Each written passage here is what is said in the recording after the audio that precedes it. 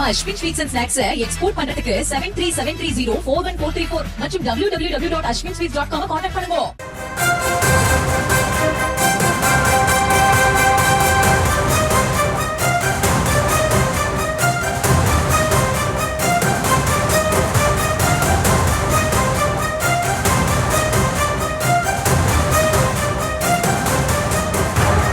அண்மை செய்தியாக பார்த்து வருகிறோம்.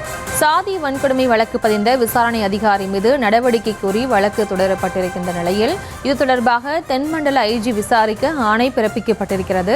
விவரங்களோடு இணைகிறார் எமது செய்தியாளர் இந்துமதி. இந்துமதி, வணக்கம். இந்த வழக்கு தொடர்பான முழு விவரம். வணக்கம் பிரியங்கா. தூத்துக்குடியை சேர்ந்த சங்கீதா உயர்நீதிமன்ற மதுரை கிளையில் மனு தாக்கல் செய்திருந்தார். அதில் தென்குமரன் என்பவர் தன்னை பின்தொடர்ந்து பாலியல் ரீதியாக துன்புறுத்தியதாக நான் கொடுத்த புகாரின் அடிப்படையில் அந்த நபர் மீது வழக்கு பதிவு செய்யப்பட்டன. பின்னர் கைது செய்யப்பட்ட தென்குமரன் ஜாமீனில் வந்த பிறகு காவல்துறையுடன் இணைந்து என்னை பழிவாங்கும் நடவடிக்கையாக என் மீது தூத்துக்குடி சிப்காட் போலீஸ் வன்கொடுமை தடுப்பு சட்டத்தின் கீழ் வழக்கு பதிந்துள்ளனர். மேலும் இந்த வழக்கில் என்னை சிக்க வைப்பதற்காக தவறான வாக்குமூலங்களை டிஎஸ்பி சுதீர் உருவாக்கியுள்ளார் எனவும் இதன் காரணமாக விசாரணையின் தன்மை குறித்து நான் ஆட்சேபனை தெரிவித்ததை அடுத்து தூத்துக்குடி எஸ்பி விசாரணையை வேறொரு டிஎஸ்பிக்கு மாற்றினார்.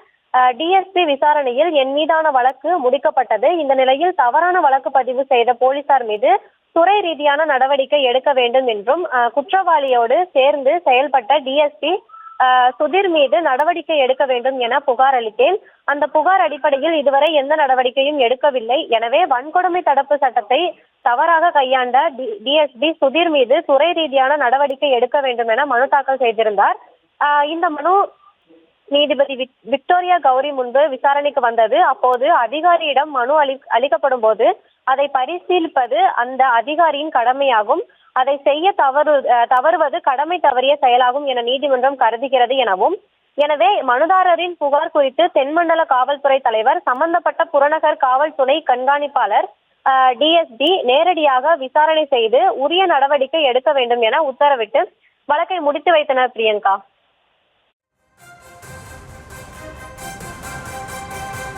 விவரங்களுக்கு நன்றி இந்துமதி.